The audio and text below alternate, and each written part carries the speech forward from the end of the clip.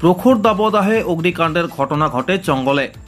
সেই সমস্যা মোকাবিলা করতে ও জনসংযোগকে তৎপর পুরুলিয়া জেলা বন বিভাগ। জেলা জুড়ে জলছত্রের মাধ্যমে মানুষকে সচেতন করতে উদ্যোগ গ্রহণ করেছে বন দপ্তর।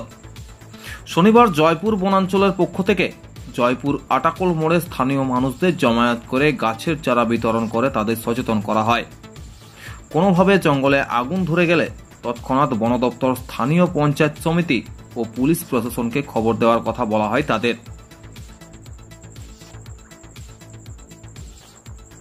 জনগণের সহায়তায় বনাঞ্চল বাঁচিয়ে রাখা সম্ভব, তাই জনগণের সহায়তায় জয়পুর ব্লককে সবুজায়ন করার প্রচেষ্টা চলছে। এতে সমস্ত মানুষ উপকৃত হবেন, বললেন জয়পুর পঞ্চায়েত সমিতির সভাপতি ঋষিপদ গোপ। ওই আগুনটা নেভানোর চেষ্টা করে, যদি ওরা না পারেন তাহলে আমাদের এই পঞ্চায়েত সমিতির দপ্তরে বা আমার রেঞ্জার দপ্তরে, আমার বন দপ্তরে তারা যেন খবর দেন। আগুন থেকে কি ক্ষতি হতে পারে? ক্ষতি হতে পারে মানে সব ক্ষতি, বনের পশু পক্ষী থেকে আরম্ভ করে গাছপালা সবই নষ্ট হয়ে যাচ্ছে, প্রাকৃতিক ভারসাম্যটা নষ্ট হয়ে যাচ্ছে। এই ভারসাম্যটা বজায় রাখার জন্য আজকে এই বৈশাখ মাসের রৌদ্রের প্রতাপে আজকে আমরা দিচ্ছি মানুষকে সচেতন করা, যে মানুষ সচেতন, যে বৈশাখ মাসে গাছ লাগাতে কেন, আর সেই গাছটাকে মানুষ আজকাল এই চৈত্র মাসে সেই গাছে যেন মানুষ করা হয়।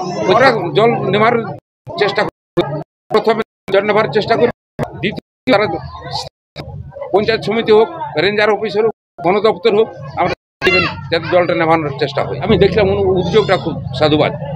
আজকে যা দেখলাম শুধু জেলা পরিষদ থেকে উদ্যোগ নিয়ে, আমার জয়পুর পঞ্চায়েত সমিতি উদ্যোগ নিয়ে, আমার এইখানের ফরেস্টার দপ্তরের উদ্যোগ নিয়ে যারা কাজটা করছেন, আজকে এত পাবলিককে আমরা এই ব্যবস্থার মধ্যে ডেকে তাদেরকে সচেতন করার উদ্দেশ্যটাই হচ্ছে যে আগামী দিনে এই আমার জয়পুর যেন সবুজ হয়, এইটাই আমার।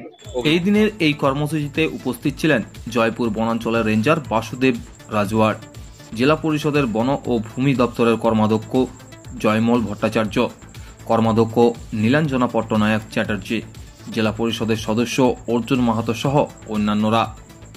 মানুষের মধ্যে সচেতনতা বৃদ্ধি করতে ও বনাঞ্চলকে বাঁচাতে এই উদ্যোগ বন বিভাগের।